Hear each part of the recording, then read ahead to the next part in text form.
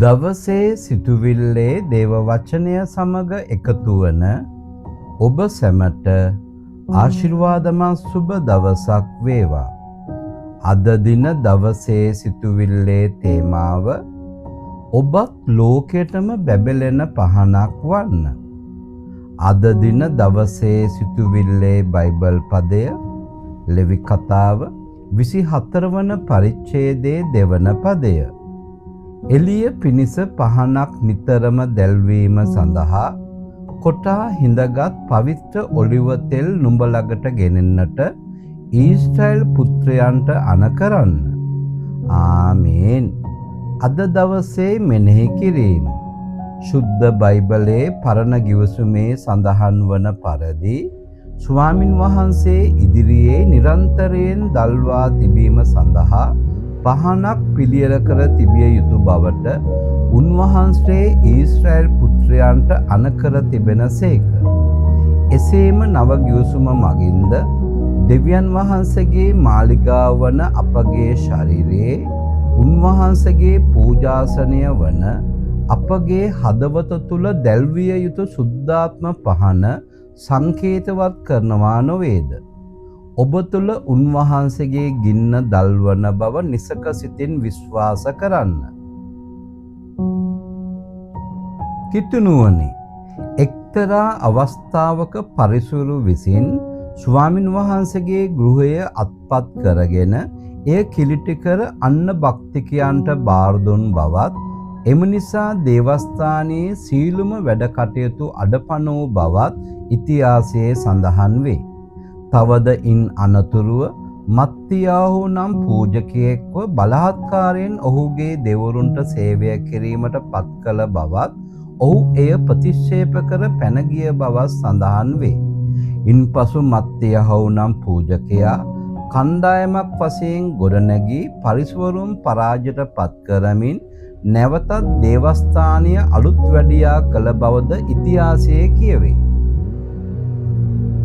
කිතුනුවනි, ඉන්පසුව දේව මාලිගාවේ පහන තැබීමට මත්තියාහු නම් නායකයාට නියම විය.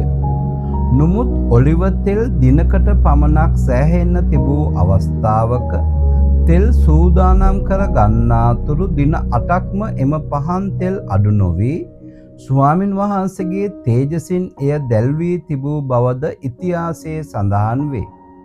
ඔබ තුල සමිඳුන්ට ප්‍රේමයෙන් ශුද්ධාත්ම පහන දල්වා ගන්න. ඔබගේ අනිකුත් සියලු ගැටලු සමිඳුන්ගේ තේජසින් ඉටුවේ. ඔබ ලෝකය බබලවන පහනක් වන්න.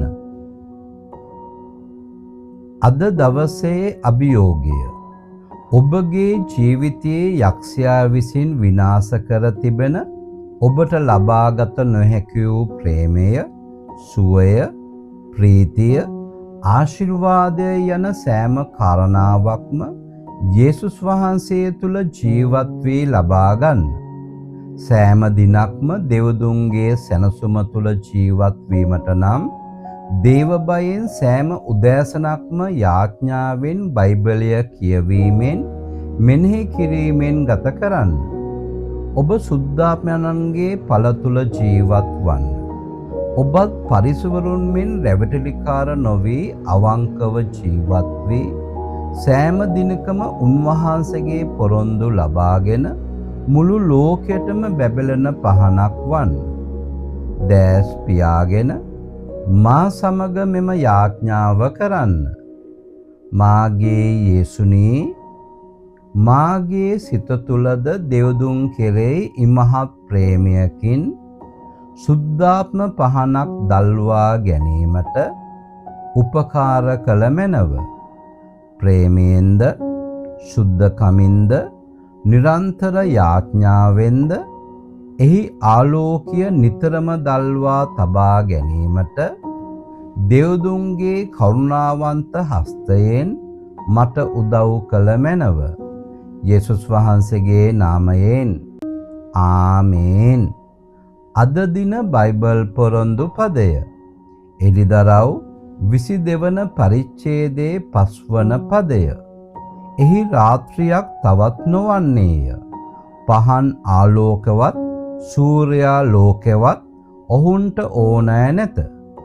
මක්නිසාද ස්වාමිව් දෙවියන් වහන්සේ ඔහුන්ට ආලෝකය දෙනසේක. ඔහු සදාකාලයටම රජකම් කරන්නෝය. ආමේන්. දවසේ සුබ පැතීම.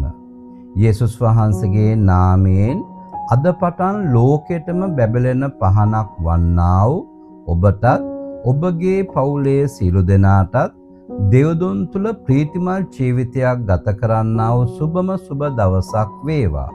ඔබ සියලුම දෙනාට යේසු පිහිටයි.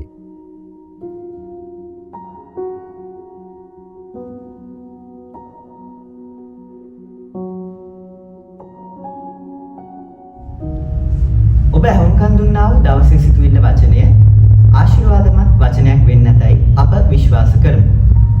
මෙම වචනය ඔබට දිනපතා ගෙන්වා ගැනීමට හෝ යාඥාවක් උපදෙසක් අවශ්‍ය නම් 0715 883 යන WhatsApp දුරකථන අංකයට කෙටි පණිවිඩයක් එවන්න.